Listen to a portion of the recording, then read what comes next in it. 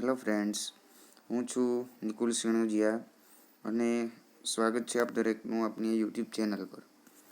હવે આપણે આપણા વિડીયો દરમિયાન ધોરણ 10ના વિદ્યાર્થીઓ માટે વિજ્ઞાન અને ટેકનોલોજી વિષયમાં ખાસ અલગ પ્રકારે અલગ નવા પ્રકારે જ આઈએમપી પ્રશ્નોના વિડીયો લઈને આવી રહ્યા છીએ. તો ચાલો શરૂ કરીએ.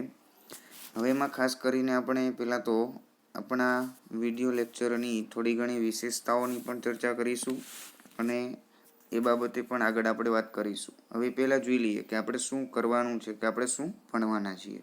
ઓકે, તો ચાલો શરૂ કરીએ. વર્ષ 2020-21 દરમિયાન બોર્ડ દ્વારા જે નક્કી કરવામાં આવેલો 70% અભ્યાસક્રમ છે, એ 70% અભ્યાસક્રમ મુજબ આપણે હાલ પૂરતું આઈએમપી પ્રશ્નોનું રિવિઝન કરવાનું છે, જેથી ખાસ કરીને મોટા ભાગના તમામ વિદ્યાર્થીઓને ફાયદો થઈ શકે એ માટે. તો હવે એમાં આપણે વાત કરવાના છીએ ધોરણ 10 વિષય વિજ્ઞાન અને ટેકનોલોજીમાં. તો ચાલો શરૂ કરીએ.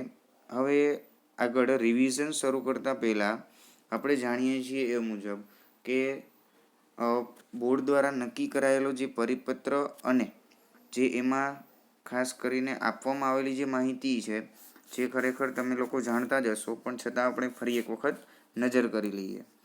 તો ચાલો જોઈએ. હવે એમાં ખાસ કરીને જેની આપણે ખાસ વધુને વધુ જરૂરિયાત છે સમજવાની, એના વિશેની ચર્ચા કરીશું. વધારાનો સમય આપણે નહીં લઈએ. હવે એની અંદર અહીંયા પહેલું જ આપણને આપેલું છે કે પહેલાં તો વર્ષ 2020-21 માટે વિજ્ઞાન વિષયમાં પરીક્ષાનું પ્રશ્નપત્રનું પરિરૂપ કેવું હશે એના વિશેની તમામ માહિતીઓ આપેલી છે. હવે અહીંયા પહેલી જ વાત કરીએ કે હેતુઓ પ્રમાણેનો ગુણભાર. કે હેતુઓ મતલબ કે અલગ અલગ પ્રકારના હેતુઓને આધારિત આ બધા જુદા જુદા કૌશલ્યો છે, જ્ઞાન, સમજ, ઉપયોજન, આ બધા જે ખરેખર આ બધા મુદ્દાઓને આધારિત પ્રશ્નો છે એ પૂછવામાં આવતા હોય છે. તમે પણ અત્યાર સુધીમાં ઘણા બધા પ્રશ્નો પેપરો જોયા હશે, પ્રશ્ન પેપરો લખેલા પણ હશે, તો તમને ખ્યાલ હશે કે ઘણા બધા પ્રશ્નો હોય છે એ જ્ઞાન આધારિત હોય છે, ઘણા બધા છે એ સમજણ શક્તિને આધારિત હોય છે. તો બસ આ એક એવો જ ટોપિક છે કે જે ખાસ કરીને તમારે ધ્યાનમાં લેવાની જરૂરિયાત નથી, પણ એ પ્રશ્ન પેપર આ રીતનું કાઢવામાં આવે છે. ઓકે, હવે આગળ વાત કરીએ. હવે ત્યાર પછી પ્રશ્નના પ્રકાર પ્રમાણે પ્રશ્નોના ગુણભાર. હવે પ્રશ્નના પ્રકાર મતલબ કે પ્રશ્નપત્ર જે તૈયાર કરવામાં આવે છે, હવે એ પ્રશ્નપત્રને ખરેખર કઈ રીતે તૈયાર કરવામાં આવે છે અને એ દરેકનો ગુણભાર કઈ રીતનો હોય છે, કેવો હોય છે. તો હવે આખા પ્રશ્નપત્રની અંદર કુલ 4 પ્રકારના પ્રશ્નો આપણને પૂછાય છે. હવે કયા 4 પ્રકારના પ્રશ્નો હોય છે? હવે એક હેતુલક્ષી પ્રશ્નો. હેતુલક્ષી પ્રશ્નો મતલબ ઓબ્જેક્ટિવ, ફક્ત 1 માર્કના પ્રશ્નો, જેનો આપણે એક શબ્દ કે એક વાક્યમાં જવાબ આપવાનો હોય છે. જેમાં આપણને 24 પ્રશ્નો પૂછાશે, જેમાં આપણે 24 પ્રશ્નોનો જવાબ ફરજિયાત લખવાનો હોય છે. દરેકનો 1 ગુણ, એટલે 24 પ્રશ્નોના 24 ગુણનો પ્રશ્નોનો ભારાંક છે. હવે ત્યાર પછી પ્રશ્ન નંબર 2ની વાત કરીએ. ટૂંક જવાબી પ્રશ્નો. ટૂંક જવાબી પ્રશ્નો મતલબ શોર્ટ આન્સર 1 અને શોર્ટ આન્સર 2. હવે આનો મતલબ થાય કે શોર્ટ આન્સર મતલબ 2 માર્કના અને શોર્ટ આન્સર 2 મતલબ કે 3 માર્કના પ્રશ્નો, કે નક્કી કરાયેલી પ્રશ્નોનો જવાબ છે એ નક્કી કરાયેલો હોય એ પ્રમાણે આપવાનો થાય. હવે એમાં શોર્ટ આન્સર 1 મતલબ કે 2 માર્કના પ્રશ્નો, જે કુલ 9 પ્રશ્નો ફરજિયાત લખવાના હોય છે. 2 માર્કના 9 પ્રશ્નો એટલે કુલ 18 ગુણનો સેક્શન બી થાય છે. જેમાં તમને 12 પ્રશ્નો પૂછાય છે, એ 12માંથી કોઈ પણ 9 પ્રશ્નો એમાં લખવાના થાય છે. આવી જ રીતે સેક્શન સીમાં પણ શોર્ટ આન્સર 2 જે સેક્શન સીમાં પૂછાય છે, જે 3 માર્કનો ગુણભાર ધરાવતો સેક્શન છે. મતલબ દરેક પ્રશ્નના 3 માર્ક, જેમાં 6 પ્રશ્નો પૂછાશે, જેમાં તમારે 6 પ્રશ્ન જે પૂછાય છે એમાંથી તમારે 9માંથી 6 પ્રશ્નો તમારે લખવાના રહેશે. એટલે કે એમાં જે 9 પ્રશ્નો પૂછાય તેમાંથી આપણે 6 પ્રશ્નો, એટલે દરેકના 3 માર્ક, એટલે 6 તરી 18 ગુણ. ઓકે, આવી જ રીતે લોંગ આન્સર, ખૂબ લાંબા પ્રશ્નો જે 5 પૂછાય છે, અને જનરલ વિકલ્પ વિના, એટલે ફરજિયાતપણે લખવાના થતા પ્રશ્નો, અને વિકલ્પ સાથે, મતલબ કે કુલ 8 પ્રશ્નો પૂછાય જેમાંથી તમારે 5 લખવાના થશે. એટલે 5 ચોક 20.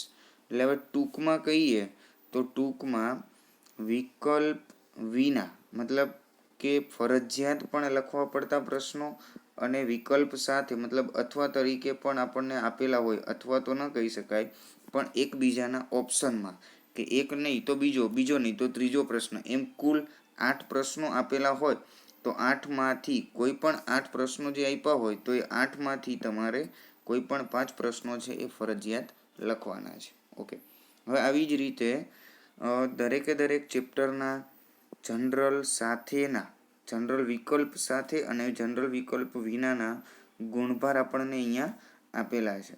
તો હવે આ મુજબ આ આખો જે પોર્શન છે આની અંદર આપણને આ બંને ભાગની અંદર દરેકે દરેક ચેપ્ટરમાંથી કેટલા ગુણના પ્રશ્નો પૂછાશે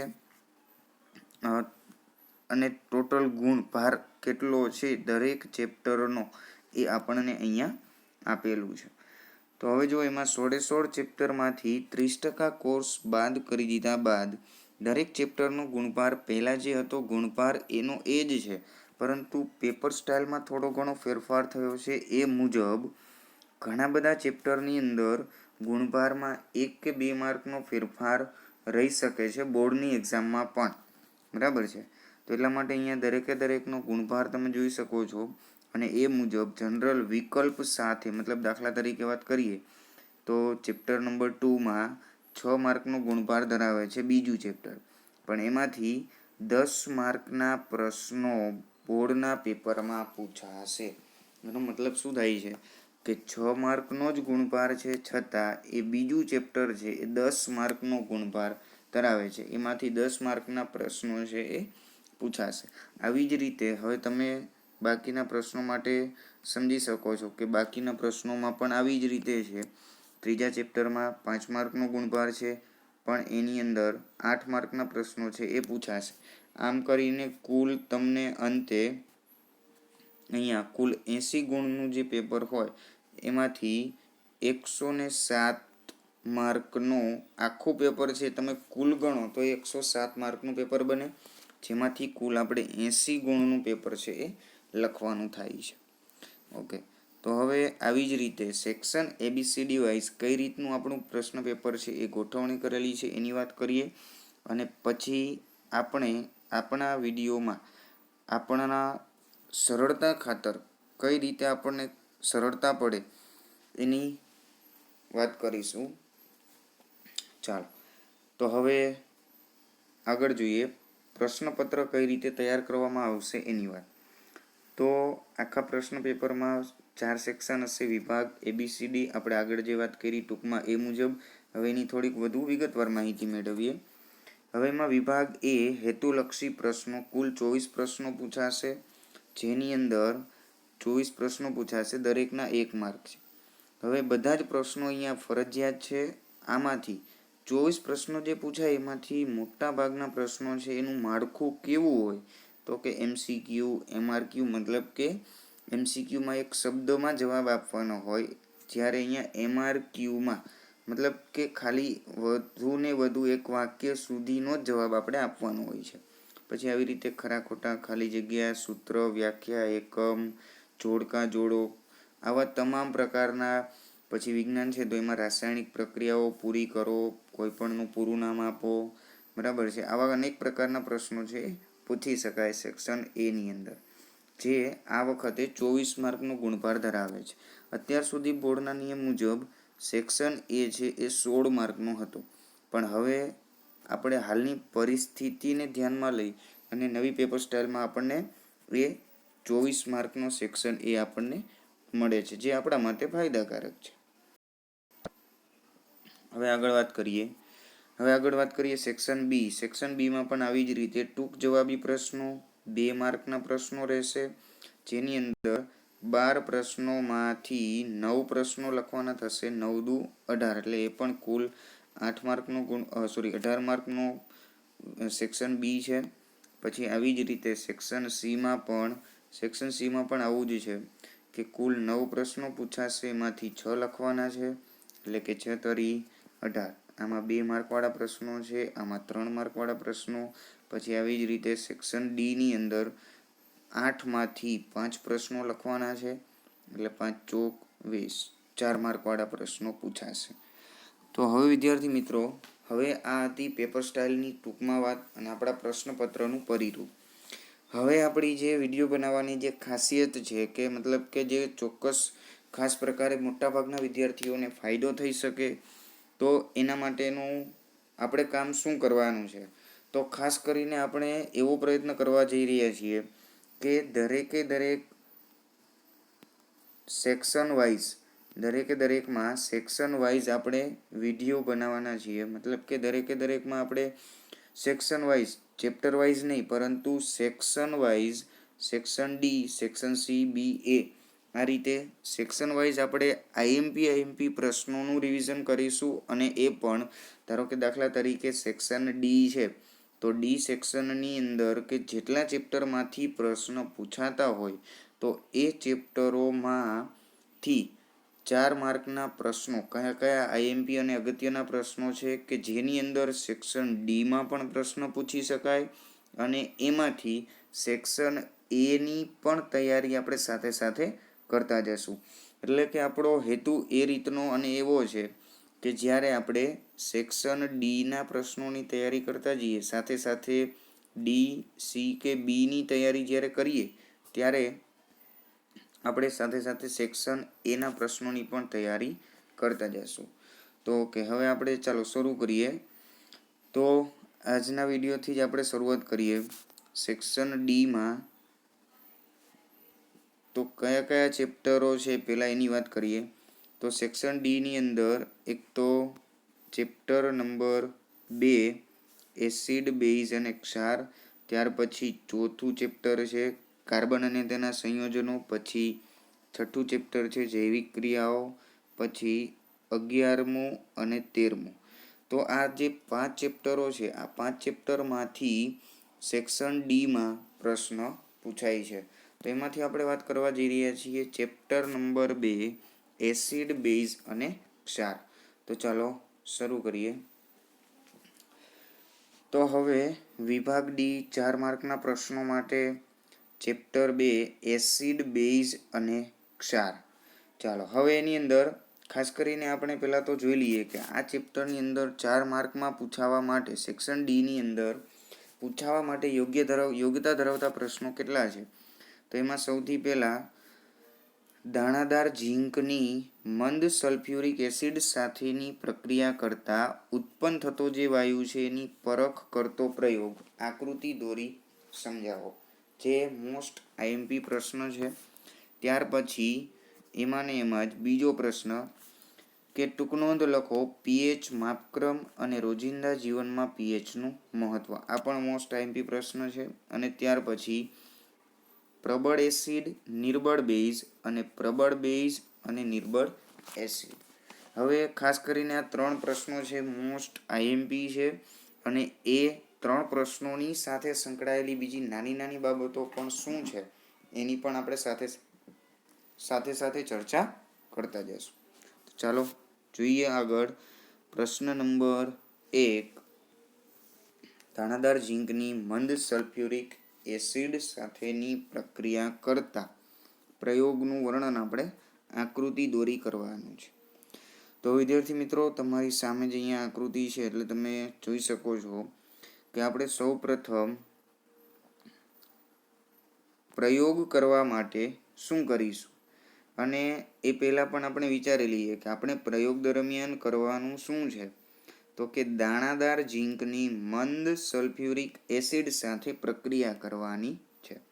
તો એના માટે સૌથી પહેલાં અહીંયા તમે આકૃતિમાં જોઈ શકો છો એ મુજબ તમામ સાધનોની પહેલાં તો આપણે જરૂરિયાત પડે છે, તો એ તમામ સાધનોને પહેલાં એકઠા કરીએ અને તમામની ગોઠવણી આપણને જે અહીંયા આકૃતિમાં દર્શાવેલું છે આ મુજબ દરેકની આપણે ગોઠવણી કરવાની છે. તો ખરેખર આ રીતે ગોઠવણી થઈ ગયા બાદ હવે આપણે આ પ્રયોગને કઈ રીતે આગળ વધારીશું એની વાત કરીએ. તો હવે સૌથી પહેલાં તમામ સાધનોને એકઠા કરી અને આ પ્રમાણેની ગોઠવણી કરવાની છે. પણ ગોઠવણી કરતાં પહેલાં શું જરૂરી છે? તો ગોઠવણી કરતાં પહેલાં આપણે જ્યારે કસનળી સ્ટેન્ડ પર ગોઠવીએ ત્યારે એ કસનળીની અંદર આપણે શું લેવાનું છે? તો કે મંદ સલ્ફ્યુરિક એસિડની દાણાદાર ઝીંકના ટુકડા સાથેની રાસાયણિક પ્રક્રિયા કેવી બને છે અને પ્રક્રિયાને અંતે જે વાયુ ઉત્પન્ન થાય છે એની આપણે માહિતી મેળવવાની છે. તો એના માટે સૌ પ્રથમ શું કરીશું કે કસનળીની અંદર 5 મિલીલીટર જેટલું મંદ સલ્ફ્યુરિક એસિડનું દ્રાવણ લઈ અને તેની અંદર દાણાદાર ઝીંકના ટુકડા ઉમેરવાના છે. હવે જો તમે અહીંયા માર્ક કરેલા ભાગ પર જોઈ શકો છો કે અહીંયા આટલું જે આ દ્રાવણ છે એ મંદ સલ્ફ્યુરિક એસિડનું દ્રાવણ છે અને એમાં ઉમેરેલા જે આ ટુકડાઓ છે તો એ દાણાદાર ઝીંકના ટુકડા છે. હવે આ રીતે એને કસનળીમાં લઈ અને પછી તેના પર એક કાણાવાળું બૂચ લગાવી અને તે કાણાવાળા બૂચની વચ્ચેથી એ કાણામાંથી એક વિમોચન નળી એટલે કાચની એવી નળી કે જે સરળતાથી વળી શકેલી હોય કે વળેલી હોય તેવી.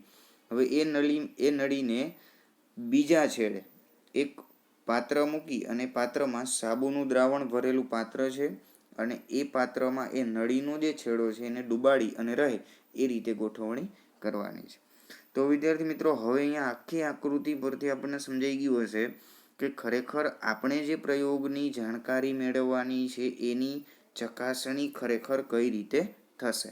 તો ચાલો હવે થોડી વાર બાદ જ્યારે આપણે અવલોકન કરીએ કે અહીંયા બનતી જે ઘટના છે એનું અવલોકન કરવા જઈએ તો એનું અવલોકન કરતાં જ આપણને શું જોવા મળશે કે આખી જે પ્રક્રિયા બની આ આખી પ્રક્રિયાની અંદર હવે અહીંયા આટલા ભાગમાં ઉત્પન્ન થતો જે વાયુ છે એટલે કે આપણને આટલા ભાગમાં કંઈક પ્રક્રિયા થયેલી જોવા મળે. તો હવે અહીંયા આપણે આ ઉપરના ભાગનું જો અવલોકન કરીએ એટલે કે હવે જો આપણે અહીંયા આગળના ભાગમાં જોઈ અને આ ઉપરના ભાગમાં આપણે જો અવલોકન કરીએ તો આપણને અહીંયા કંઈક ઉત્પન્ન થતો વાયુ જોવા મળે છે. તો સ્વાભાવિક છે કે એ ઉત્પન્ન થતો જે વાયુ છે હવે એને બહાર નીકળવા માટે કોઈ માર્ગ છે નહીં. તો હવે એ સરળતાથી કોઈ પણ માર્ગથી બહાર નહીં નીકળી શકે એટલા માટે ક્યાં જશે તો એ વિમોચન નળીમાંથી પસાર થઈ અને વિમોચન નળી મારફતે એ ક્યાં જાય મારફતે આ સાબુના દ્રાવણ ભરેલા પાત્રમાં પહોંચે છે. એટલે કે હવે અહીંયા આ જગ્યાએ આપણે જો આ પ્રક્રિયાનું અવલોકન કરીએ તો તમે અહીંયા જોઈ શકો છો એ મુજબ કે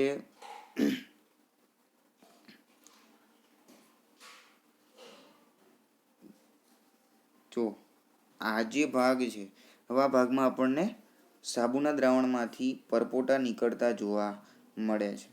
તો હવે ખરેખર આનો મતલબ શું થયો કે પ્રક્રિયા દરમિયાન આપણે હજી નાનકડું પહેલું અવલોકન લઈ શકીએ કે દાણાદાર ઝીંકના ટુકડા અને મંદ સલ્ફ્યુરિક એસિડ આ બંને વચ્ચે પ્રક્રિયા થઈ અને કોઈને કોઈ પ્રકારનો વાયુ ઉત્પન્ન થયો હોય તેવું જોવા મળે છે.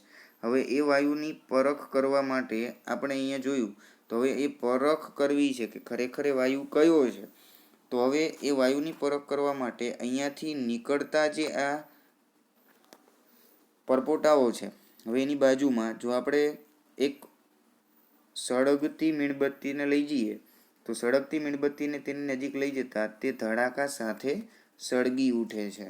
હવે ધડાકા સાથે સળગી ઉઠે છે તો સ્વાભાવિક છે કે આપણે હવે અહીંયા જાણી શકીએ કે ખરેખર આ જે ધડાકા સાથે સળગી ઉઠે છે તો એના પાછળનું કારણ શું હોઈ શકે કે ધડાકા સાથે સળગી ઉઠે છે મતલબ કે આપણે જાણીએ છીએ કે કયો વાયુ છે એ દહનશીલ વાયુ છે. આપણે આગળના ધોરણમાં ભણી ગયા છીએ કે હાઇડ્રોજન વાયુ જે છે એ દહનશીલ વાયુ છે જે ધડાકા સાથે સળગી ઉઠે છે. તો એટલે આપણે આના પરથી નક્કી થઈ શકે છે કે આખી પ્રક્રિયા પરથી હવે આપણને નક્કી થઈ છે કે ખરેખર આ આખી પ્રક્રિયામાં કે દાણાદાર ઝીંકની મંદ સલ્ફ્યુરિક એસિડ સાથેની પ્રક્રિયા કરવામાં આવે તો શું થાય છે? તો ખરેખર પ્રક્રિયાને અંતે હાઇડ્રોજન વાયુ ઉત્પન્ન થાય છે. એટલે કે તમને અહીંયા બાજુમાં દરેકે દરેક મુદ્દાઓ પ્રમાણે આખો પ્રશ્ન છે એ મુદ્દા પ્રમાણે પણ મેં અહીંયા તમને આપેલો છે, જેથી કરીને તમને વિડીયો જોઈ અને તેમાંથી મુદ્દાઓ જો લખવા હોય તમારે તો એ મુદ્દા આધારિત પ્રશ્ન પણ તમે નોટ કરી શકો છો એ માટે. બરાબર છે. બાકી હવે આ આખો પ્રશ્ન છે આ રીતે આખો પ્રશ્ન છે એ આકૃતિ, નામ નિર્દેશવાળી આકૃતિ અને દરેક મુદ્દાઓ સહિત અહીંયા સુધીમાં એક કમ્પ્લીટ પ્રશ્ન લખી શકાય છે. તો ચાલો વિદ્યાર્થી મિત્રો, હવે અહીંયા આ પ્રવૃત્તિમાં પ્રયોગ દરમિયાન ખબર તો પડી ગઈ કે આ બંને વચ્ચે અહીંયા મંદ સલ્ફ્યુરિક એસિડ અને મંદ સલ્ફ્યુરિક એસિડની દાણાદાર ઝીંકના ટુકડા સાથેની પ્રક્રિયા કરતા હાઇડ્રોજન વાયુ ઉત્પન્ન થાય છે. ચાલો, પરંતુ હવે શું આવી જ રીતે મંદ સલ્ફ્યુરિક એસિડની જેમ જો અન્ય એસિડનો ઉપયોગ કરવામાં આવે, દાખલા તરીકે HCl છે કે અન્ય એસિડ, તો એમાં પણ શું આવી જ પ્રક્રિયા થાય ખરી? તો હવે એ જાણતા પહેલા હવે આપણે એ જાણી લઈએ કે આ જગ્યાએ કસનળીમાં આપણે જો પ્રયોગ કર્યો તો ખબર પડી કે ભાઈ હા, અહીંયા હાઇડ્રોજન વાયુ છે એ ઉત્પન્ન થાય છે. પરંતુ હવે એ બંને વચ્ચેની ખરેખર રાસાયણિક પ્રક્રિયા શું બની હશે એની માહિતી મેળવી લઈએ. તો ચાલો, હવે સૌપ્રથમ તો પહેલાં તો વિચારો કે આપણે શું કરીએ છીએ. તો કે એક દ્રાવણની કસનળીની અંદર મંદ સલ્ફ્યુરિક એસિડનું દ્રાવણ લીધું H2SO4, જેની અંદર મંદ સલ્ફ્યુરિક એસિડના દ્રાવણમાં આપણે શું ઉમેરીએ છીએ? દાણાદાર ઝીંકના ટુકડા. હવે ઝીંકના ટુકડા ઉમેરવાથી શું થાય છે? તો કે આ બે વચ્ચે પ્રક્રિયા થઈ અને હવે અહીંયા આ H2SO4 માંથી H2 અને SO4 બે વચ્ચેનો બંધ તૂટે છે અને ઝીંક છે એ SO4 મતલબ કે સલ્ફેટ સાથે જોડાય છે, જેથી કરીને શું બનાવે છે? તો કે ઝીંક સલ્ફેટ બને છે, ZnSO4 પ્લસ હવે અહીંયા આ હાઇડ્રોજન વાયુ છે એ છૂટો પડે છે. તો કે આ રીતે આ હાઇડ્રોજન વાયુ છે એ છૂટો પડે છે અને એ હાઇડ્રોજન છૂટા પડતા હાઇડ્રોજન વાયુની આપણે પરખ કરી, જેથી કરીને આપણને ખ્યાલ આવે છે કે પ્રક્રિયાને અંતે હાઇડ્રોજન વાયુ છે એ ઉત્પન્ન થાય છે. આવી જ રીતે હવે બાકી વધેલું જે દ્રાવણ છે તો એ કોનું હોય? તો એ ઝીંક સલ્ફેટનું. તો હવે ખાસ કરીને વિદ્યાર્થી મિત્રો યાદ રાખજો, અહીંયા આપણા પ્રશ્નની જે વાક્ય રચના છે એ જ વાક્ય રચના આધારિત એમ પ્રશ્ન પણ પૂછાઈ શકે કે આખી પ્રક્રિયાને અંતે વાયુ ઉત્પન્ન થાય છે તો તે ખાલી જગ્યા વાયુ ઉત્પન્ન થાય છે અને કસનળીની અંદર હવે ખાલી જગ્યાનું દ્રાવણ હાજર છે, એવો પ્રશ્ન પણ પૂછી શકાય. એટલે ખાસ વિદ્યાર્થી મિત્રો અહીંયા આપણે ધ્યાનમાં લેવાનું છે કે ઝીંક સલ્ફેટનું દ્રાવણ વધે છે અને હાઇડ્રોજન વાયુ છે એ છૂટો પડે છે. એટલે આ બે પ્રશ્નો આરે આવા નાના નાના પોઈન્ટ છે એને નોટ કરતા જજો. ચલો ઓકે, હવે આપણે આગળ એક પ્રશ્ન એવો જોયો કે ખરેખર જો આવી જ રીતે આ મંદ સલ્ફ્યુરિક એસિડનો આપણે જે ઉપયોગ કરી છે અહીંયા, હવે એની જેમ કોઈ પણ એસિડની ધાતુ સાથેની પ્રક્રિયા કરવામાં આવે તો શું દરેકે દરેક ધાતુ છે એ એસિડ પ્રત્યે આવી જ રીતે પ્રક્રિયા કરે છે કે કેમ? એના માટે કેટલીક ધાતુઓના ઉદાહરણ કે એની માહિતી પણ આપણને આપેલી છે. એટલે કે ધાતુ મંદ સલ્ફ્યુરિક એસિડ સાથે જે પ્રક્રિયા કરે છે એની જેમ HCl, HNO3, CH3COOH મતલબ કે મંદ હાઇડ્રોક્લોરિક એસિડ, મંદ નાઇટ્રિક એસિડ અને એસિટિક એસિડ, આ ત્રણેય સાથે પણ શું આવી જ રીતે પ્રક્રિયા થાય છે કે કેમ? તો જો થતી હોય તો એના માટેની ઉત્પન્ન થતા વાયુની પરખ કઈ રીતે કરી શકાય? તો એના માટે આપણે પ્રશ્ન આ રીતનો જોઈ શકાય. તો ચાલો, હવે પહેલાં તો આપણે H2SO4 સાથેની પ્રક્રિયા તો આપણે જોઈ ગયા કે એમાં તો ખબર પડી કે ઉત્પન્ન થાય છે. આવી જ રીતે હવે HCl સાથેની ચકાસણી કરીએ તો HCl સાથે શું થશે? તો ધારો કે આપણે કસનળીની અંદર HCl લઈએ, મંદ હાઇડ્રોક્લોરિક એસિડ, એની દાણાદાર ઝીંકના ટુકડા સાથે પ્રક્રિયા કરીએ તો આપણે જાણીએ છીએ એ મુજબ કે ઝીંક ક્લોરીન સાથે જોડાઈને શું બનાવશે? તો કે ZnCl2 એટલે કે અહીંયા શું બની જશે? ઝીંક ક્લોરાઇડ અને હાઇડ્રોજન વાયુ છે એ છૂટો પડે છે. તો કે ચાલો આ રીતે HCl સાથેની પ્રક્રિયાથી પણ હાઇડ્રોજન વાયુ છે ઉત્પન્ન થાય છે. પછી આવી જ રીતે હવે આગળ મંદ નાઇટ્રિક એસિડની વાત કરીએ તો HNO3 મંદ નાઇટ્રિક એસિડ, તો શું ખરેખર મંદ નાઇટ્રિક એસિડ સાથે પણ આવી જ રીતે પ્રક્રિયા થાય છે કે કેમ?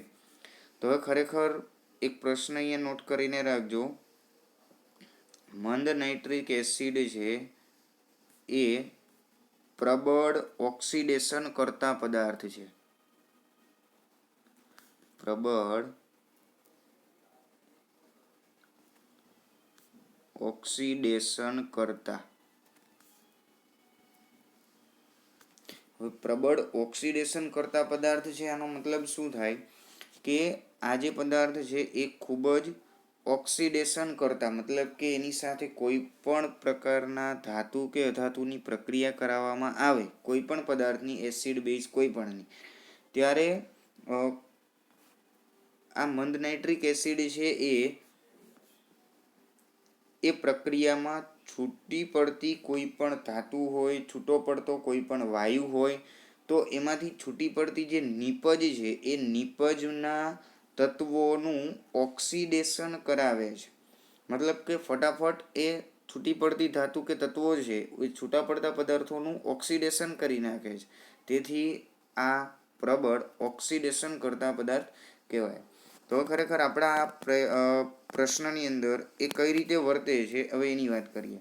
તો હવે મંદ નાઇટ્રિક એસિડ છે, ધારો કે HNO3 છે, તો એની આપણે દાણાદાર ઝીંક સાથેની પ્રક્રિયા કરાવીએ તો ઝીંક ધાતુના ટુકડા સાથેની પ્રક્રિયાથી હવે અહીંયા ખરેખર પ્રક્રિયાને અંતે ધારો તો આ રીતે H2 હાઇડ્રોજન વાયુ ધારો કે ઉત્પન્ન થાય છે, ધારો કે.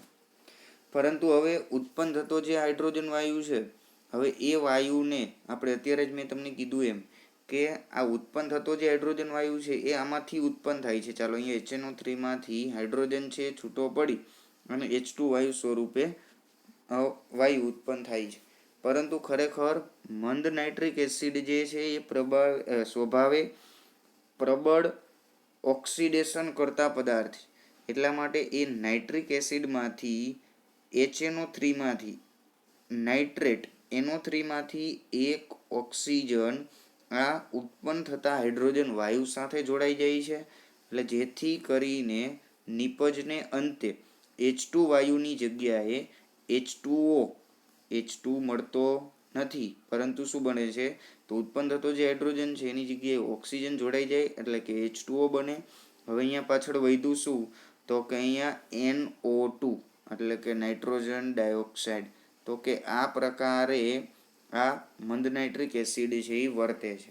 એટલે હવે તમે અહીંયા જોઈ શકો છો કે મંદ નાઇટ્રિક એસિડ છે એ ધાતુ સાથેની પ્રક્રિયાથી, કોઈ પણ ધાતુ સાથે જ્યારે પ્રક્રિયા કરાવવામાં આવે ત્યારે એ પ્રક્રિયાને અંતે વાયુ ઉત્પન્ન કરતા નથી.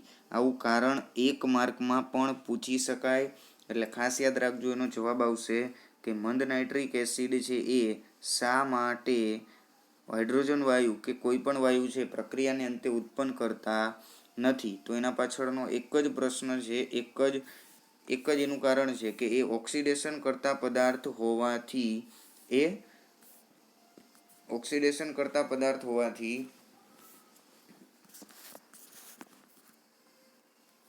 અન્ય વાયુ ઉત્પન્ન કરતા નથી.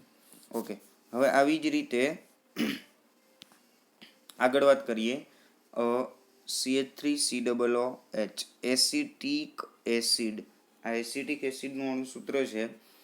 હવે અહીંયા એસિટિક એસિડ સાથેની પ્રક્રિયાથી પણ હાઇડ્રોજન વાયુ કે કોઈ પણ વાયુ છે એ ઉત્પન્ન થતા નથી. તો હવે આ રીતે વિદ્યાર્થી મિત્રો હવે અહીંયા આના પછી જાણવા જેવી એક બીજી બાબત એ પણ હતી કે આપણો જે આ ટોપિક કે પ્રશ્ન આપણને જે આપેલો છે એની નીચે આપણને એવો પ્રશ્ન પણ આપેલો છે કે ધાતુની એસિડ સાથેની પ્રક્રિયા કરવામાં આવે તો આપણને ધાતુની એસિડ સાથેની પ્રક્રિયાથી તો આપણે જોયું કે ધાતુને અનુરૂપ ક્ષાર મળે છે અને હાઇડ્રોજન વાયુ ઉત્પન્ન થાય છે. તો આવી જ રીતે એટલે ટૂંકમાં હવે જો એ આખી પ્રક્રિયાને આપણે લખવી હોય તો આપણે એને ટૂંકમાં લખી શકાય. એટલે કે કોઈ પણ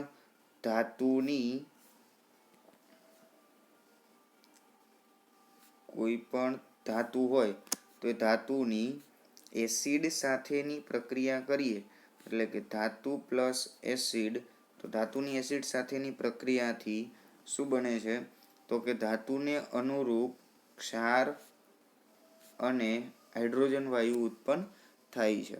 તો આવી જ રીતે જો ધાતુની એસિડ સાથેની પ્રક્રિયા જોવા મળે છે તો ધાતુની બેઝ સાથેની પ્રક્રિયા જો જોવામાં આવે તો શું થશે તો ચાલો જોઈએ એક ઉદાહરણ લઈએ. ધારો કે ઝીંક ધાતુનો જ ઉપયોગ કરીએ અને બેઝ તરીકે લઈએ NaOH જે આપણને આપેલું છે કે ધાતુની આ બેઝ સાથેની પ્રક્રિયા કરવામાં આવે તો શું થાય છે તો કે ધાતુની બેઝ સાથેની પ્રક્રિયા કરતા શું જોવા મળે છે તો પ્રક્રિયાને અંતે આગળ આપણે જોયું કે ધાતુની એસિડ સાથેની પ્રક્રિયાથી ક્ષાર અને હાઇડ્રોજન વાયુ ઉત્પન્ન થાય છે. એની જેમ ધાતુની બેઝ સાથેની પ્રક્રિયાથી પણ હાઇડ્રોજન વાયુ તો ઉત્પન્ન થાય જ છે પણ સાથે સાથે શું બને છે તો કે ધાતુને અનુરૂપ ક્ષાર કે ધાતુને અનુરૂપ પદાર્થ બને છે. એટલે ખરેખર અહીંયા શું બને છે તો સોડિયમ ઝીંક સાથે પ્રક્રિયા કરીને સોડિયમ ઝીંકેટ બનાવે છે. એટલે એનું અણુસૂત્ર યાદ રાખજો Na2ZnO2 Na2ZnO2 આ છે સોડિયમ ઝીંકેટ Na2ZnO2 પ્લસ અહીંયા ઉત્પન્ન થાય છે હાઇડ્રોજન વાયુ. એટલે આ રીતે આ ધાતુની બેઝ સાથેની પ્રક્રિયાથી પણ શું ઉત્પન્ન થાય છે તો કે સોડિયમ ઝીંકેટ અને હાઇડ્રોજન વાયુ. હવે અહીંયા ખાસ આને યાદ રાખજો સોડિયમ ઝીંકેટનું અણુસૂત્ર જણાવો આમ કરીને પ્રશ્ન ઘણી વખત બોર્ડમાં પૂછાય છે. એટલે તો હવે આ રીતે આ હતો આપણો પહેલો પ્રશ્ન.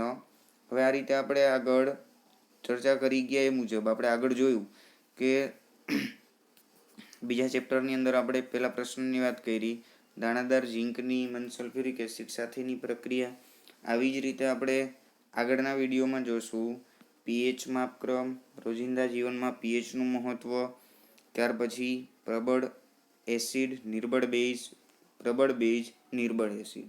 હવે આ ઉપરાંત વિદ્યાર્થી મિત્રો આપણે વાત કરવાના છીએ કે section wise section D, section C, section B અને સેક્શન એ પણ તમામની સંપૂર્ણ રીતે આપણે પ્રિપરેશન કરી શકીએ. એના માટે આપણે અત્યારે હાલ પૂરતો પ્રયત્ન એવો કરીએ કે ખાસ કરીને જે ખાસ ટૂંકા સમયગાળા માટે જેટલી જરૂરિયાત છે તમારે એના પ્રશ્નોનું રિવિઝન પહેલાં કરીશું. એટલે કે આઈએમપી પ્રશ્નો, ત્યાર પછી બાકી રહેતા એવા જે ટોપિક કે મુદ્દાઓ હશે તો એ પણ આપણે રિવિઝનમાં કે વિડીયો લેક્ચરમાં લઈ લઈશું. ઓકે, તો હવે બસ આજના વિડીયોમાં આટલું જ. હવે બાકીની માહિતી છે, બાકીનો પ્રશ્ન છે આગળના વિડીયોમાં વાત કરીશું.